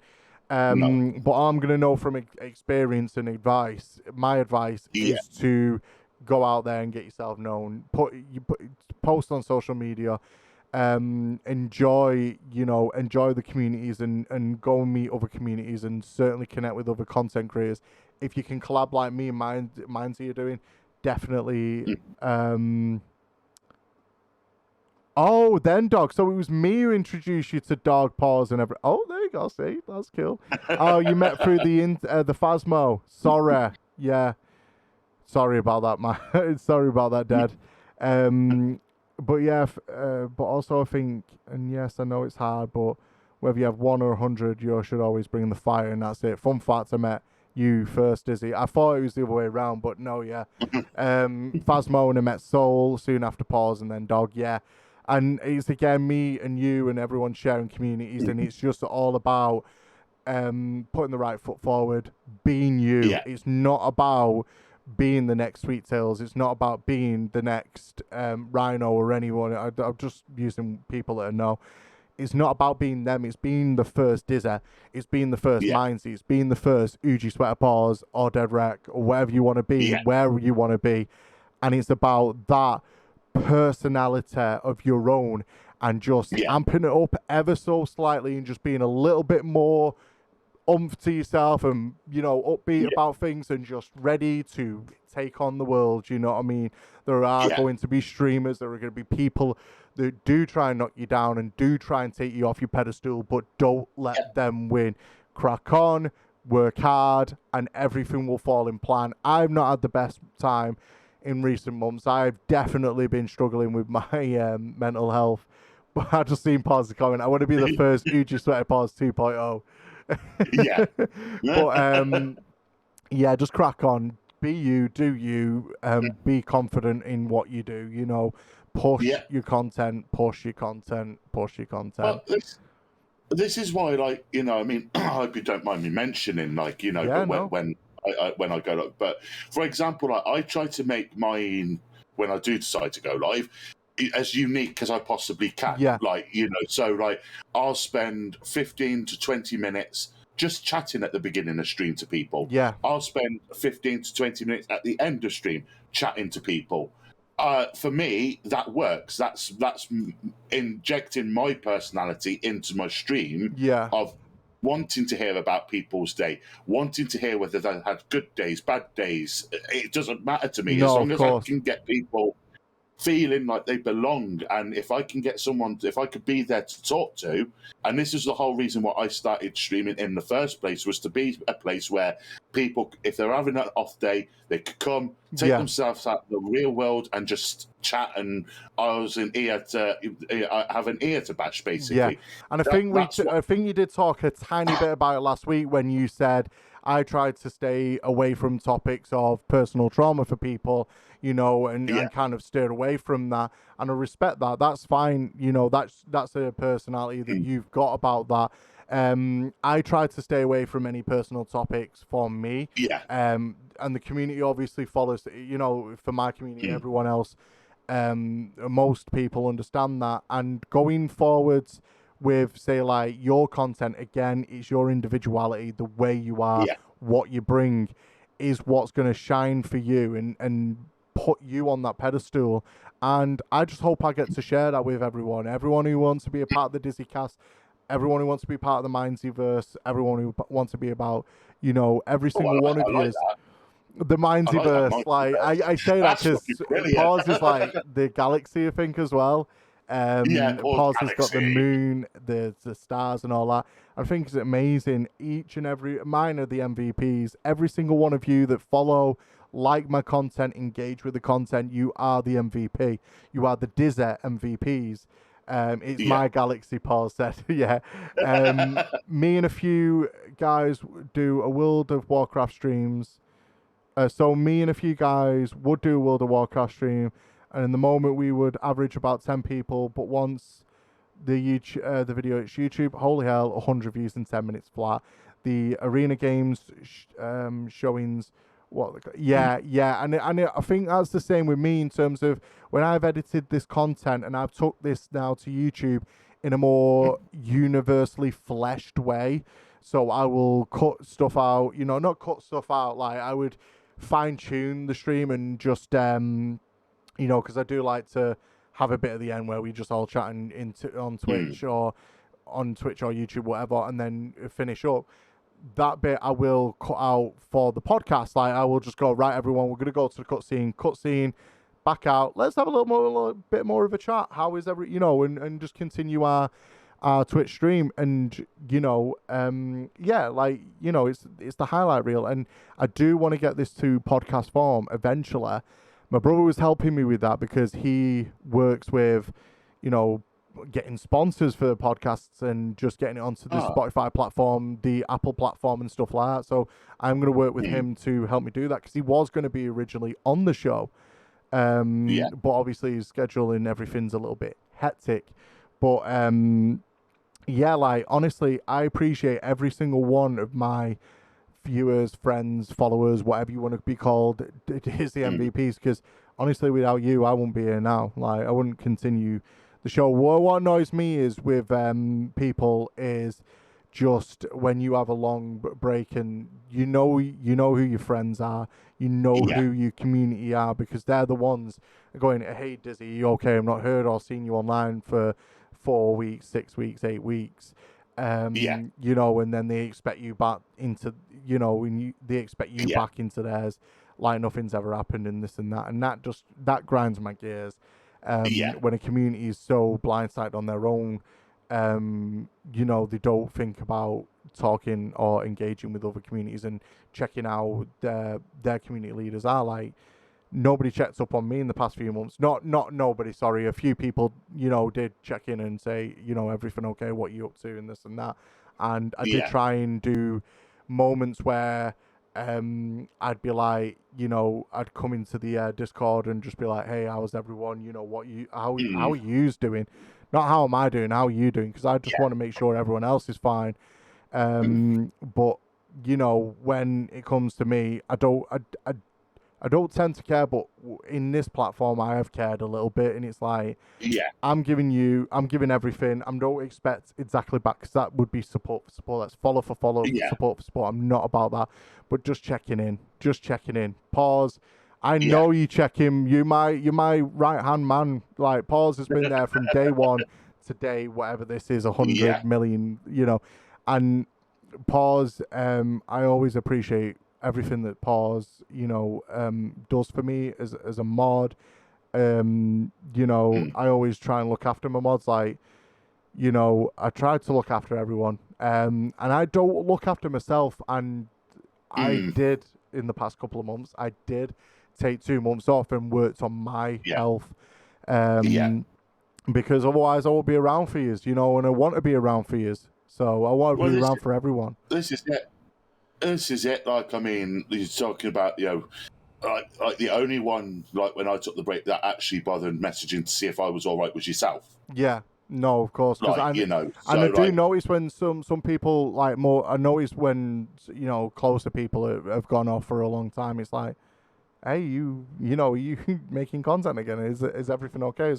What's the problem? What's up? Let's talk it through.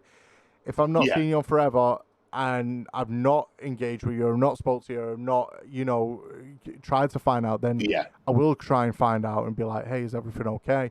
But if I've gotten a message from you, oh, I'm busy with work, all this and that, I understand, IRL always comes first. As a streamer, as a viewer, I don't want anyone getting in trouble to try and get into my content, you know what I mean? No. So my content's always accessible on Twitch, but it will always be accessible on YouTube and everything else like that. I'm busy with my personal life, so also hate Discord. Yeah, I honestly, I try and engage with people's communities through there, but it's not the most ideal way of hanging out. But where I see it, I'm here for you. I don't care who you're friends with or not. But that's just me. Yeah, and again, I like the Discord, so I can be like updating people, and I do on Twitter anyway. I don't tend to use Instagram. Instagram's just so not for me. I think as an advertising tool, maybe, but I don't think I'd be sat there willing to post my daily, everyday life. That's why I use the Discord for that. So if you want to know what I've been up to or this and that, I will do it in Discord. I will do it on Twitter, but I don't feel comfortable with Instagram doing that. It's just me personally. I'm the same. Just give me 1 second. My daughter just wants to hug and a kiss. Go on. Sorry about that. My daughter's going to bed now. But I have like an Instagram account and all that lot, but like I don't use it. It's just I've had it for about 3 years and I've gone on it twice. I just Dead Rex just put minus 100 views. We were upset. You don't like Instagram. Instagram's probably the worst place for fake. For fakeness. So to me, when I look at someone's picture on Instagram and they've got a bikini body, or they've got a 6-pack and their life's perfect, that doesn't paint a true picture. What paints a true picture is someone who's got a untidy house, messy as fuck, got kids running around. That's a true picture, because you can't have, tell it, bro. I hate Instagram too and Facebook. Don't give me I'm eating a fucking I'm in Barbados. Instagram, I'm in Barbados. Look at this. I'm living the freaking life. What I hate about Instagram is, like you said about these beach body, like bikinis. It's always. I could be wearing a bikini next week. But you've got like these people on there, and you could just tell that they haven't got a clue how the world works, because it's like, look at me, I've got a bikini. It's a cabbage. Like, you know what? it's- No, but like the thing is, Instagram's a promotional tool. Anyone on Instagram ideally is connecting with people in a business kind of way. Oh, I've got a business here. Realistically, I look at people, influencers, high up influencers, so that's musicians and stuff like that. They're not sat there going, hey, I'm in fucking Italy doing a gig. They're like, I'm in Italy doing a gig, and it's not like, you know, I'm in a fucking Eiffel Tower. The literally, or pictures of food. Instagram's so bad for that. Pictures of food on Instagram is just stupid. I'm in Italy. I'm at an authentic Italian restaurant. No, you're not. I can see the green screen around you. Yeah, what's that McDonald's wrapper doing at the bottom? That's not a burger from New York City. That's from Mackie D's, mate. Yeah, exactly. But I'm in Italy. No, you're not. You've got a fucking green screen behind you. My problem with Instagram is it's very much front first, and you know, it's just so front on, and it's just so too polished. I was one. I'd only be posting my best days on Instagram. I'm loving it. Don't worry, pause. I'll get my bikini on alongside Dizzy. I post all summer bikini body pics. No, you know what? I did this last year, and I'm fucking gonna do it again to end summer. But I will fucking wear a one-piece swimming costume and do a fucking outdoor stream again. Honestly, one of my best streams is me just doing a pool stream in a bikini and a skirt. Not bikini, because I am a cross-dresser. That's part of me. You know what I mean? That's part of my life. But to be honest, it's unfortunate because I'm going to release something about my own personal life. I'm not well. I've not wore a pair of boxers or a pair of knickers in about 4, 5, 6 or so months because all I get to wear is pull-ups and it's awful. Yeah. You know, and I'm being brave by announcing that to the world because this is a public forum, but I'm announcing that because, you know, I've struggled for the past 2 months with my issues with continence and stuff like that because I have been very embarrassed about it, or not embarrassed, reserved about it. Like, it is very much a sensitive topic for me, but I'm trying to be brave. I'm trying to say, look, I'm not well. I am well, but I'm not well. I'm blessed because it's not as bad as it could be, if that makes sense. I'm not in hospital. I spent one day in hospital getting an MRI to check it was not Claudia Kleiner, which is a much more serious condition, would have been emergency surgery. But luckily for me, I've just got this issue. It's much better than having to be in bed or having really invasive surgery to rectify any problems. So I'm blessed. I'm glad that I'm here. And I'm glad that I remain to be here. You know what I mean? I'm looking after myself each and every day. So, let's set a challenge. We're having a challenge. Here we go. Judging by how well the first episode of the podcast did last week, it's going to be something ridiculous. So if the podcast on TikTok can get 5,000 likes and say 10 comments, I'll... Maybe me and Dizzy will wear a mankini on stream. Wear a mankini on stream. You can wear your mankini. I'll wear a swimming costume. I'll wear my one piece. That's fine. I'll wear my one piece. You can wear your mankini. Just make sure you get some nipple tassels as well, mind you. Nipple tassels, Jesus Christ, I've got to buy the mankini if it happens. Episode 2 is going to be doing so well, mate. I'll make sure of it, mind you. I'm going to regret this. I'm going to regret this big time now. Right, everyone, I'm just going to quickly go to the home screen. Everyone on YouTube, you'll get to see the cut. If you want to see the unedited, uncensored, crazy cut, come over to Twitch and you'll get to see all that. Let's do this. Right, let's just go over here. 1 minute, everyone. Everyone on Twitch, don't worry, we're not going anywhere. It's just lazy editing. Oh my god, he's so depressing, this music. Anyway, thanks everyone on YouTube. Thanks everyone everywhere. I love yous, and we are ending on high, trust me. Go and see the unedited copy on Twitch. See you in a bit. Right, that's it now. We're done. We're going to go back to the Dizzycast. Right, so that is the YouTube cut.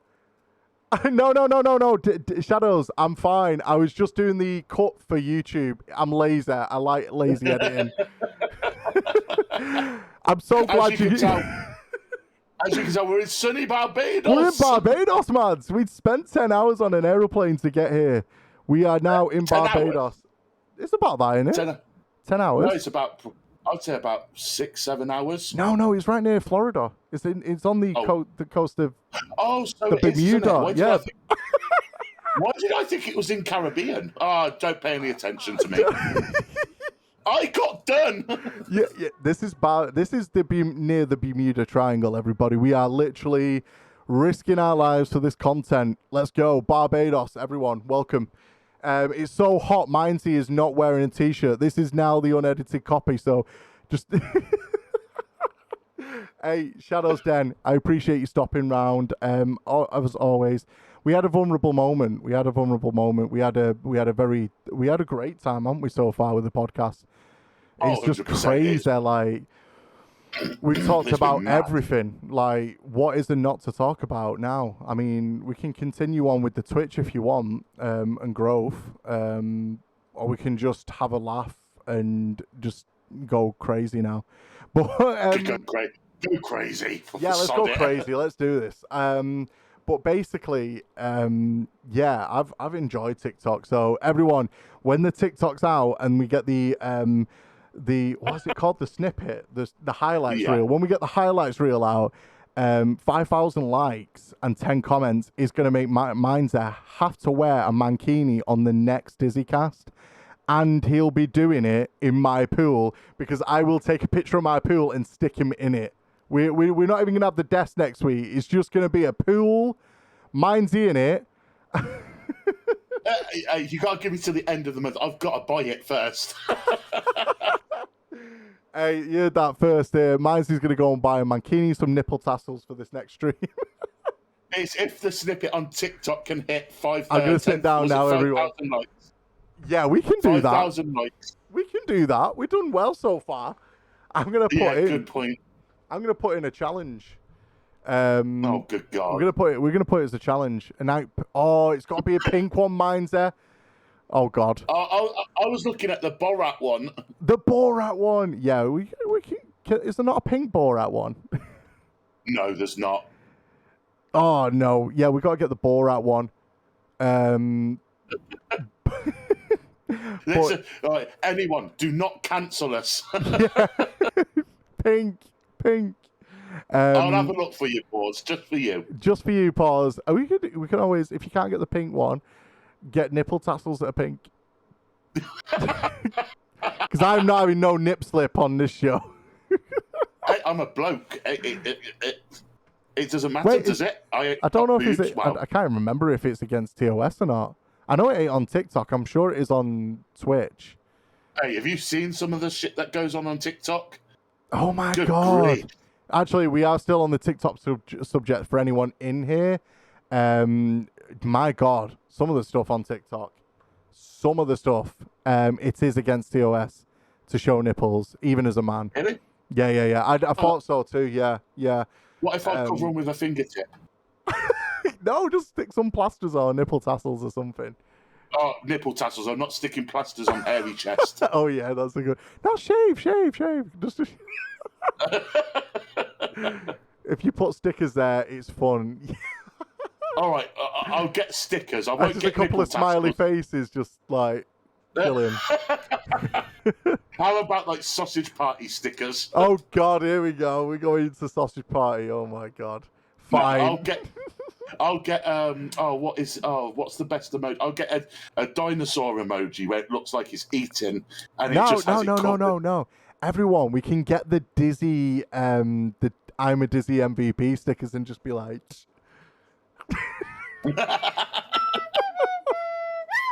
Soul's just redeemed, don't do it. Don't do it, Mindset. Don't. Trauma. Drama alert. Oh shit! I shouldn't have said that. That's Keemstar's line. Oh shit! Don't. You're gonna get me cancelled. I don't mean cancelled. Don't. Oh no, thank you. So.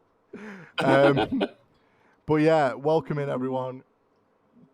The official part, the podcast version, has now finished, but we are still going large, extra large. That's my Go XLR. Just messing around with it now. So. Oh, okay, fair enough.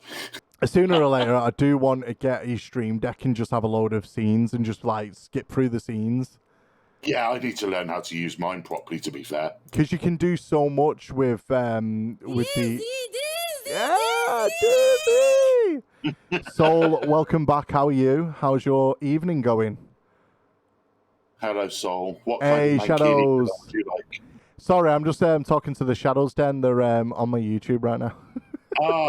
What type of mankini colour would you like to see, Soul? So, everyone, we are officially setting a bar for Mindset. I always upgrade my meals to the extra large because I'm a pig. I'm not sorry. No, don't be sorry. Never be sorry for getting an extra large meal. There's nothing wrong with it, especially if it's in certain restaurants because it's an absolute blast. Exactly. But yeah, hi Mindset. Don't believe we've met. Hi Soul. I don't believe we have either. Wait, I'm Mindsy. I don't know. Have you not met? Really? No. No, so. I'm still live on Twitch. Shadows Den. We are just when we did the end cut, we do that for we do that to cut the it's lazy editing. So when I do cut the episode for YouTube, because I do make an edit for YouTube, I can cut some of this stuff out now. Been MIA for months. Yeah, true. So mine's knows Yvonne. Yeah. So, like, you probably know through Yvonne. More than likely. Hey, Shadows Den, not a problem. But, yeah, don't worry about it. We are still going large. We're going large. That's what I say about my meals, but I act like fat bastard off Austin Powers. Get in my belly! Baby bop, baby wrap ribs. Where the fuck is Ethan? Ethan went off to do something. I think it was Weatherspoon. No, Ethan's actually dieting. Oh my. Oh, why Von? Why Von? Oh yeah.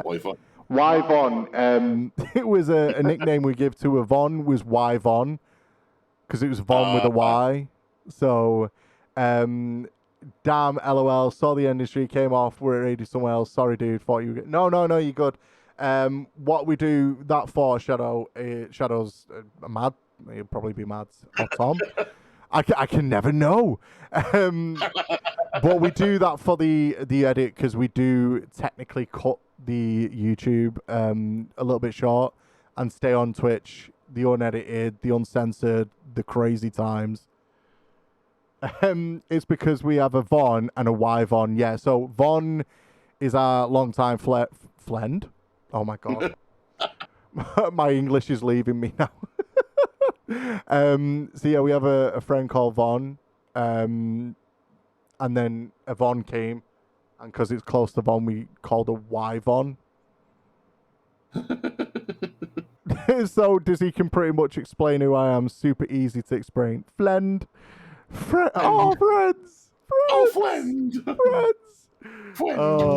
But yeah. How do you like to be friends? But on the subject of growth and stuff like that, Soul's doing really good on TikTok. Soul has actually had so much success on TikTok.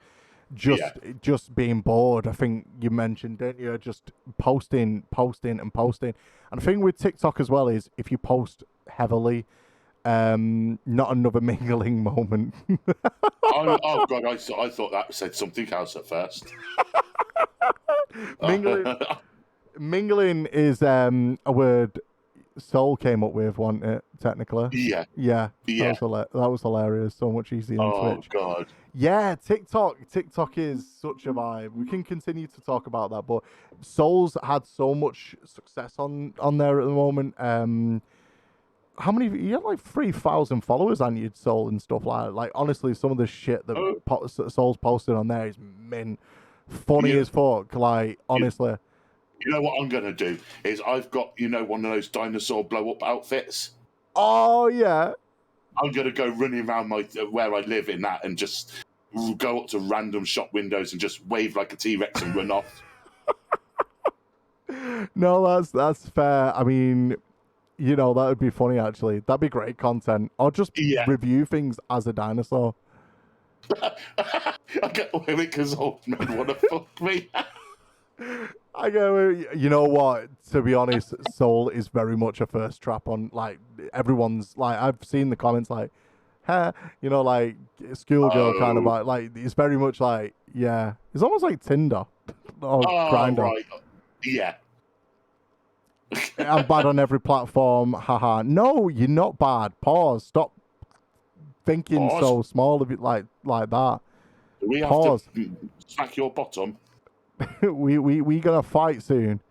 Soul, you in a suit, you in a suit, I think everyone can agree. Oof. Like, it's hot in Barbados, but it's hotter when we see your TikToks in a suit.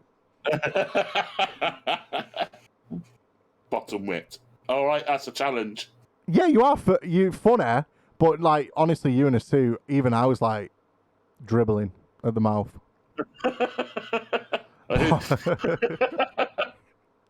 Hey, see, this is why this is the uncensored version. This is the the Twitch edition. Oh, I think I'm gonna have to go for a shower in a minute.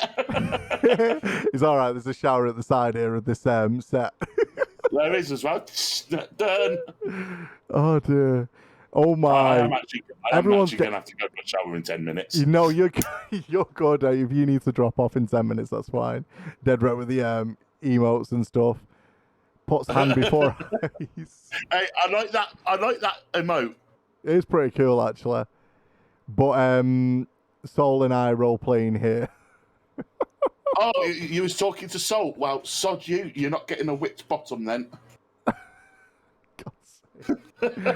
Oh dear. Oh, my stomach's really sore right now in all this. Pause is my nurse. Oh, here it is. It's the golden PP. There's the golden PP. He makes his return. That is such a, honestly, class emote. So well done. Yeah. So well done. That is classic. Can we get an emote spam in the chat? Can everyone just spam their favorite emotes into chat? Can we get that going? Let everyone spam your emotes. Let's do it. Oh, Dead Wreck. Love it. Oh, I'm in a bit of pain right now. Oh, I love that cow. I love that cow. That's the first stream I remember of yours joining in, and it was you playing Farming Simulator. Yeah, and I did those myself. Yeah. Oh, I don't know what's going on with my stomach, guys, but I might have to. I don't know what's going on. Linda, oh my God, is that updated? Have you updated that, Linda? Linda? Oh, it looks like it's updated. Have you updated Linda? She looks a little bit different. And I'll give you a thumbs up as well, Dizzy. Thank you. So everyone, oh yeah, I remember that one as well. What's Me and my Peaky Blinders. The Peaky Blinders. No, I did not eat Mexican food. In fact, I had. It's weird. I'm in discomfort. I don't know if it's pain, if it's just discomfort. Oh, it's me. I've updated nothing. Oh, okay. No, you're not. Soul. Oh, jeez. I am in pain. I'm not pain, discomfort. I think I'm in some discomfort in my stomach in the middle. I don't know. We'll see what happens. Pause with the peaches on. Oh, yeah. You see pauses. Pauses emotes. Oh, pause. Dead Wreck coming in with the there's some cool ones in there. I like the heart ones. Everyone who has a heart emote is pretty cool. Take the plug out, Dizzy. Take the butt plug out, Dizzy. Oh, yeah, them peaches are pretty sick. There's so many, like, look at all these, like, emotes that are animated ones as well. Yeah, I'm so jealous. I wish I could get animated emotes. Can you not? Do you not get... Everyone gets 5. Do they? I think that was a new thing on Twitch. Everyone who's here right now for the Dizzycast is officially finished, but we're just having a vibe together and just having a bit of a laugh. Right now, I am in a bit of discomfort. If it carries on, I will probably end the stream in the next 10 minutes and raid out. So make sure you get all your raid targets in mind, because I'm happy to raid anyone who's a vibe. Oh gosh. Yeah, them peaches are the best. Have a few. Just yeah. Oh, pause. Yeah, the party one. You seen pause's party one? Yeah. But I do think you get 5, if I remember rightly. Oh. If you go to viewer reward and emotes, you can see all the details there. See, I'm not qualified for the free 5 standard emotes, but I've got 1, 2, 3, 4, 8, 9 tier 1 standard, 5 animated emotes. It should be underneath that, and then everything else. Dizzy, move the green screen to the toilet and keep this going. Oh no! It's I want to laugh, but it hurts.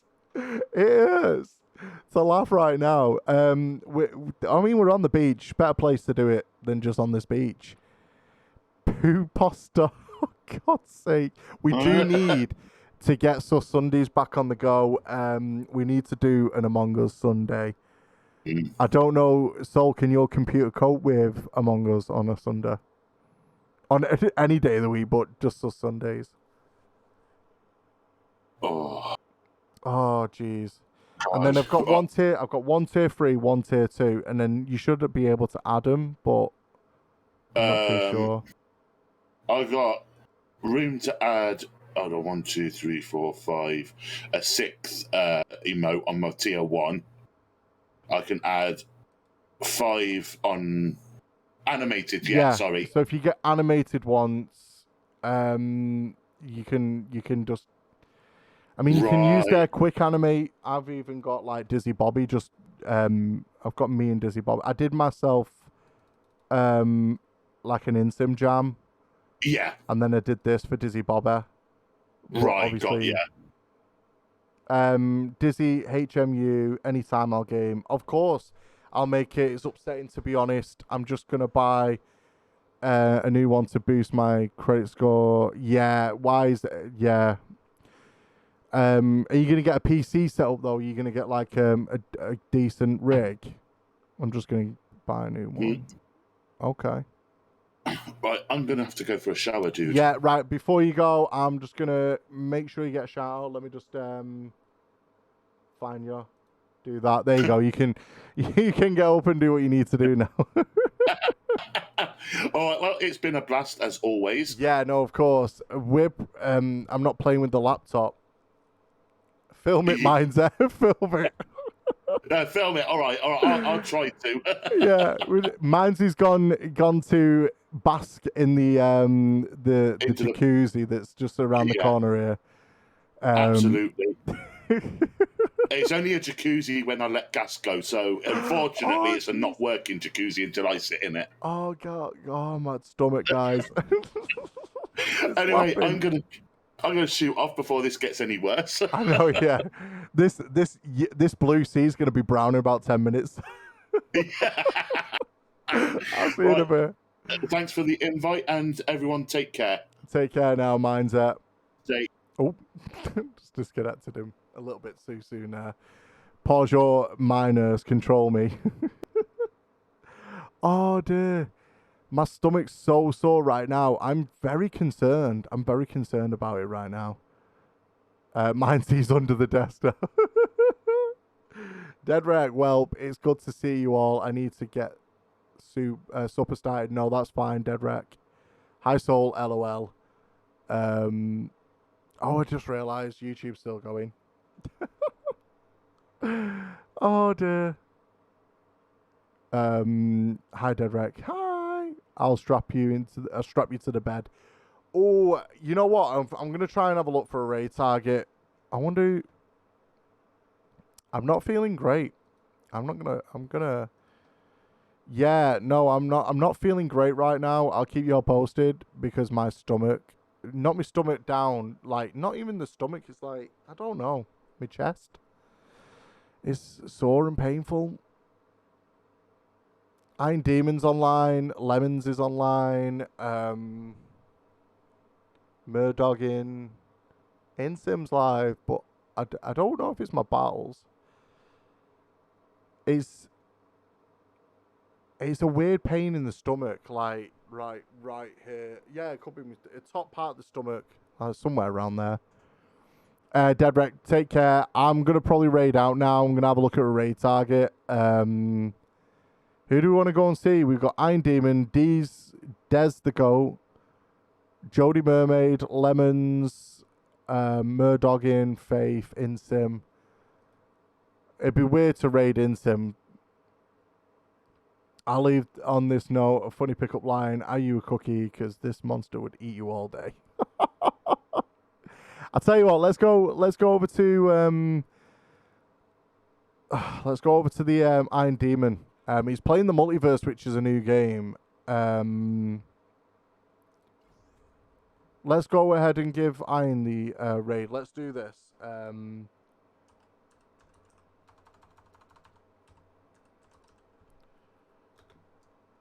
Right, we're going to raid the Iron Demon, everyone. So please stick around for the raid. Get your raid emotes going.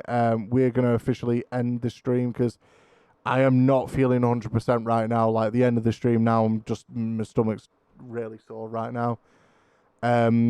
Take care, everyone. We're going to go and raid the Iron Demon. There we go. We're going to raid out. Thank you so much for all your continued support, everyone. Honestly, I can't thank you enough. Yeah, I really do appreciate y'all.